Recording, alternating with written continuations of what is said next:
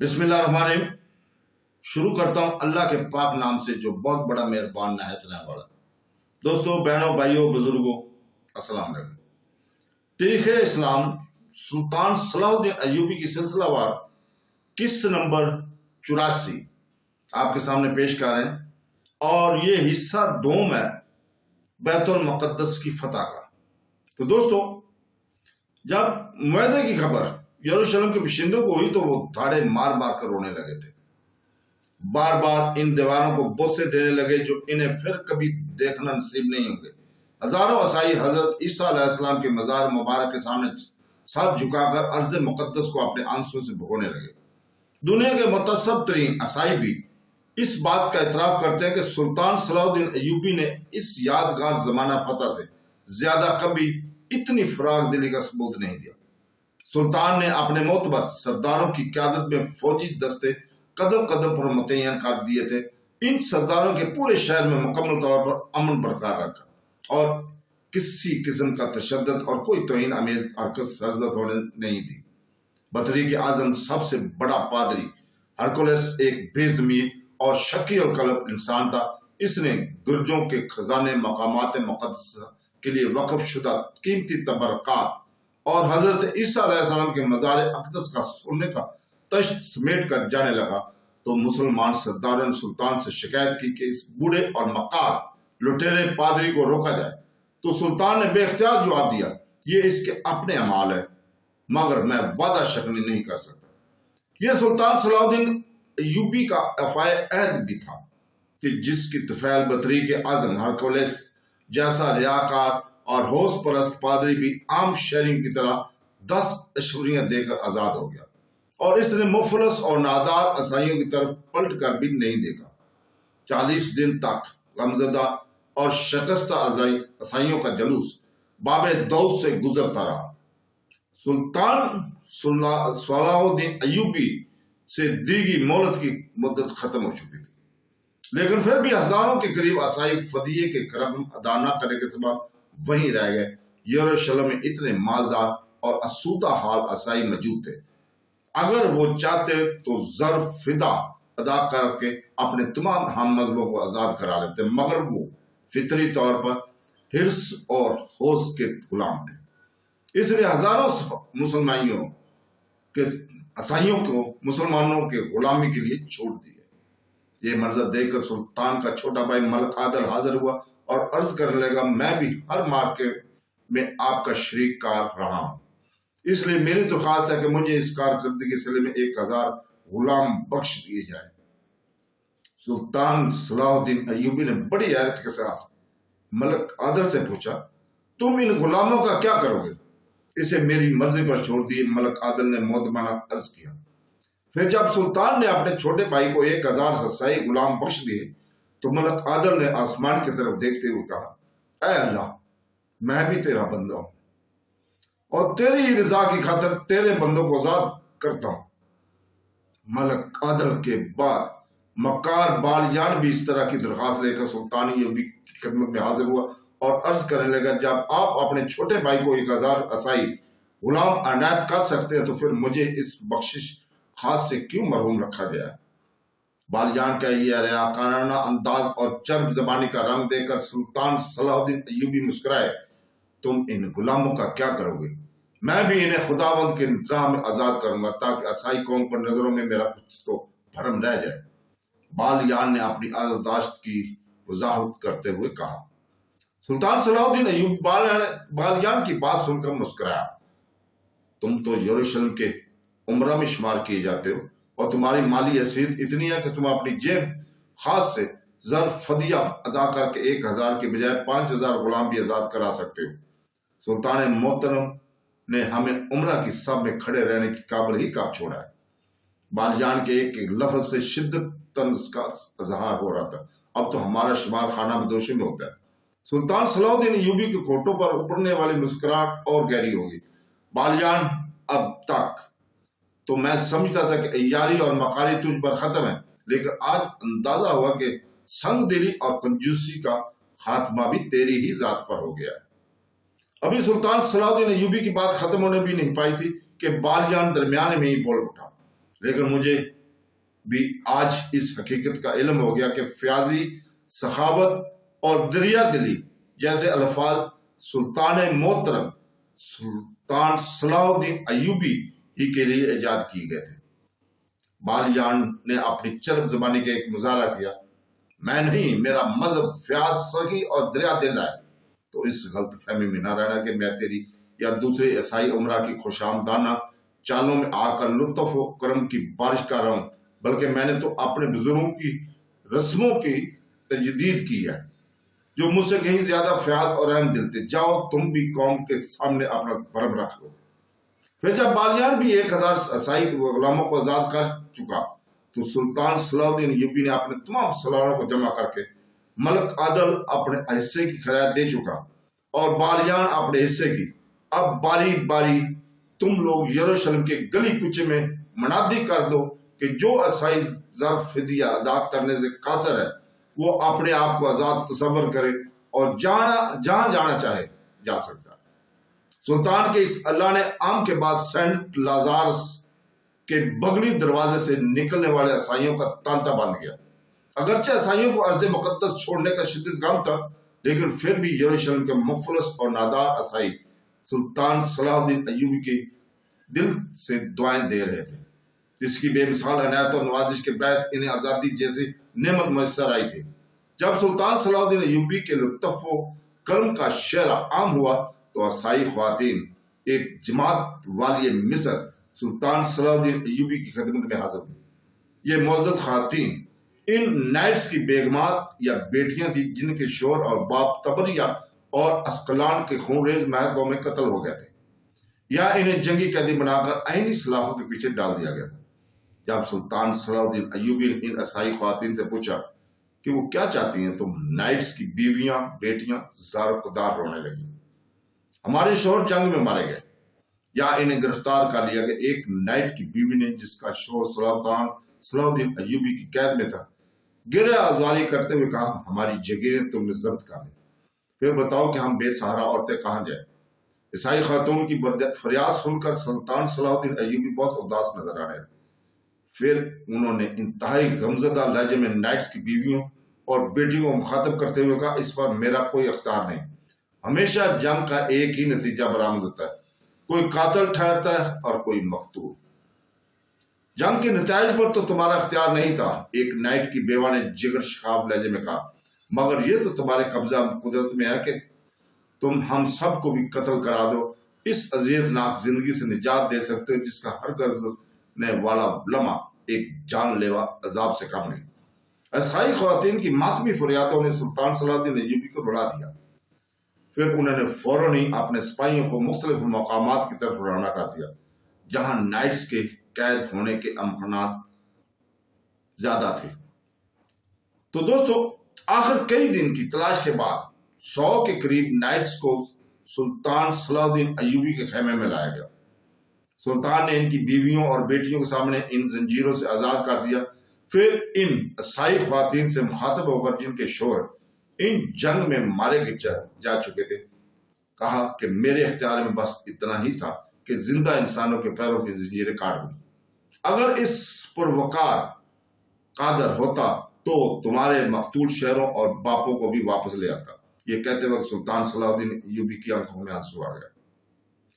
پھر سلطان نے مقتول نائٹس کی بیویوں اور بیٹیوں کو حکومت کے خزانے سے اتنی کثیر رقم دی کہ وہ بے سہارا خواتین اپنے علاقوں میں جا کر پرسکون اور آسودہ زندگی گزار سکے۔ جب وہ خواتین سلطان کے سپاہیوں کی حفاظت میں یروشلم سے جا رہی تھیں تو ان کی آنکھوں سے تشکر کے آنسو تھے اور سب عورتوں کی زبان پر ایک ہی جیسے کلمات جاری تھے، بے شک تم عظیم ہو بلکہ عظیم تر، اور ہمارے عیسائی حکمران ذلیل ہے بلکہ ذلیل تر۔ عیسائی خواتین نے سلطان صلاح الدین ایوبی کا بے مثال حسن سلوک دیکھ کر اس واقعے کی طرف اشارہ کیا تھا۔ سن 1099 میں صلیبیوں نے وحشیانہ طور پر یروشلم فتح کیا تھا۔ اس وقت عیسائی سالار گاڈ فری اور ٹینکر آرٹس اس مقدس شہر کی گلی کوچوں سے گزرے تھے جو مسلمانوں کی لاشوں اور نیم جان جسموں سے پٹے پٹے تھے۔ بے کس اور مجبور مسلمانوں کو اتنی اذیت دی گئی تھی کہ اس زندگی کی مثالیں تاریخی انسان میں کبھی نہیں مل گئی۔ اہل ایمان کو زندہ جلایا گیا اور انہیں حضرت عیسیٰ علیہ السلام کی مزار مبارک کی چھت پر لے جا کر ذبح کیا گیا تھا۔ جب عیسائی خواتین واپس جا رہی تھی تو ان کے کانوں میں حضرت مسیح علیہ السلام کے الفاظ گونج رہے تھے۔ ایک بار اسی مقام پر برگزیدہ رسول نے فرمایا تھا، مبارک ہیں رحم دل ہستیاں کیونکہ ان پر بھی رحم کیا جائے گا۔ صلیبیوں نے اپنے پیغمبر کے ان الفاظ کو فراموش کر دیا تھا، مگر پھر بھی وہ خوش قسمت ثابت ہوئے کہ ایک مسلمان سلطان نے ان پر رحم کیا۔ جب یروشلم سے تمام مسیح چلے گئے اور صرف وہ عیسائی رہ گئے جنہوں نے ظرف فدیہ ادا کر کے وہاں رہنے کی اجازت حاصل کر لی تھی، تو سلطان صلاح الدین ایوبی نے مقامات مقدس کی تعطیل کا حکم جاری کر دیا۔ صحرا مقدس کے گنبد سے سنہری صلیب اتار دی گئی اور مسجد اقصی کے قریب و جوار سے جہاں مسجد عمر موجود تھی ٹیمپلز کی بنائی ہوئی عمارتوں کے تمام نشانات مٹا دیے گئے۔ تعطیل کی خبر سن کر دور دراز کے علماء بھی یروشلم پہنچ گئے تھے، جنہوں نے پورے ذوق شوق کے ساتھ اس کار مقدس میں حصہ لیا تھا۔ سلطان صلاح الدین ایوبی ابھی تک شہر سے بغیر خیمہ زاد تھے۔ دوسرے علاقوں سے آنے والے مسلمان علماء کے وفود یہیں ٹھہرتے، تلاوت قرآن پاک اور حمد و نعت کی محفلیں آراستہ ہوتی اور شاعر اسلام کی سربلندی کے لیے ولولہ انگیز نظمیں پڑھتے، جن میں صلاح الدین ایوبی کی اس تاریخ ساز کارنامے کی تعریفیں بھی شامل تھیں۔ پھر جب یروشلم کا تعطیل کا کام مکمل ہو گیا تو جمعہ 9 اکتوبر 1187 کو سلطان صلاح الدین ایوبی نے اہل ایمان کی ایک جمعیت کے ساتھ مسجد اقصی میں نماز ادا کی۔ قاضی نے خطبہ پڑھا جس میں دین متین کی فتح اور خانہ خدا کی تعطیل پر حق تعالیٰ کا شکر ادا کیا گیا۔ پھر حضور پاک صلی اللہ علیہ وسلم کی ذات اقدس پر درود سلام بھیجا گیا۔ اس کے بعد حلب کے قاضی تقزات نے انتہائی پرسوز لہجے میں مسجد اقصی میں نماز پڑھنے والوں کو مخاطب کرتے ہوئے کہا، اہل ایمان والو، اللہ جلال تمہارے اعمال سے بہت خوش ہوا، اور ایک مسلمان کی خواہش کی یہی معراج ہوتی ہے۔ وہ بڑی شان و قدرت والا ہے کہ اس نے ایک بھٹکے ہوئے اونٹ کے مہار غلط ہاتھوں سے نکال کر تمہارے ہاتھ میں دے دی اور اسے دوبارہ اسلامی اخوت کے دائرے میں داخل کرنے کے لیے تمہاری مدد کی۔ عیسائیوں نے اس مقام مقدس پر تقریباً 1 صدی تک قبضہ جمائے رکھا۔ پاک ہے وہ ذات جس نے تمہارے ذریعے ان کی دنیاوی شان و شوکت کا زور توڑ کر انہیں اس شہر سے بے دخل کر دیا۔ اہل ایمان، تمہیں اس محترم گھر کی تعطیل پر ناز کرنا چاہیے۔ اس خانہ مقدس کو اللہ تعالیٰ نے تعمیر کرایا اور اس کی بنیاد خدائے واحد کے دین پر رکھی گئی تھی، اور یہی بہترین بنیاد ہو سکتی ہے۔ اس کی دیواریں حق تعالیٰ کی عظمت اور جلال کی خاطر تعمیر ہوئی اور زمانہ قدیم سے لے کر آج تک زید و تقوی پر قائم ہے۔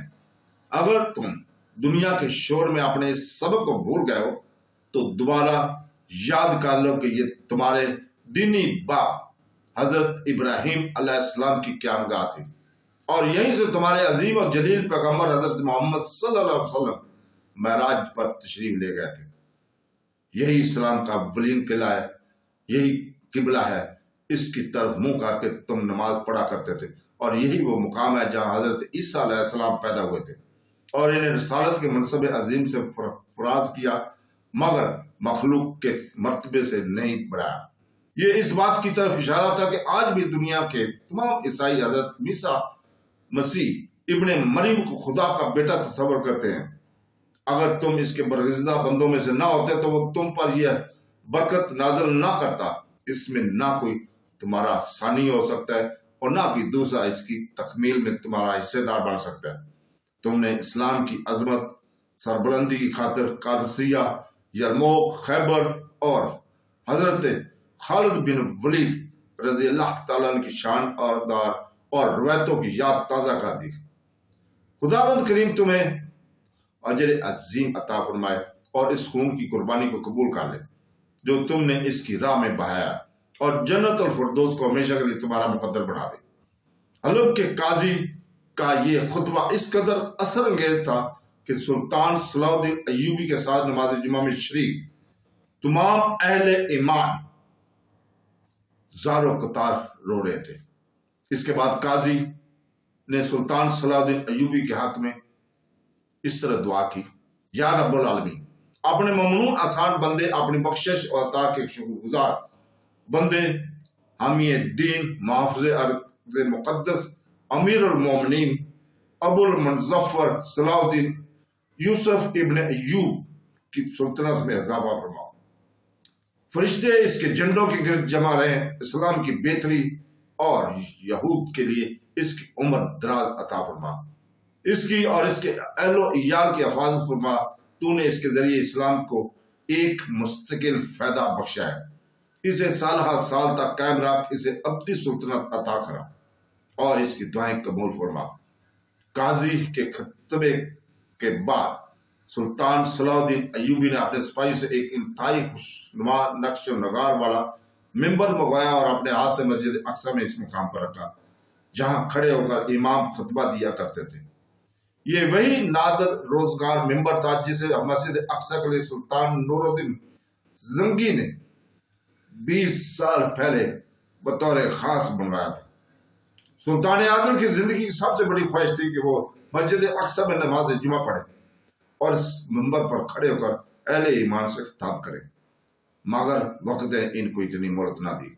پھر انتقال سے پہلے سلطان عادل نے سلطان صلاح الدین ایوبی سے وعدہ لیا کہ وہ اس ممبر کو مسجد اقصی میں اپنے ہاتھوں سے نصب کرے گا، اور یہ اسی صورت میں ممکن تھا کہ مسلمان ایک فاتح کی حیثیت سے بیت المقدس میں داخل ہو جائے۔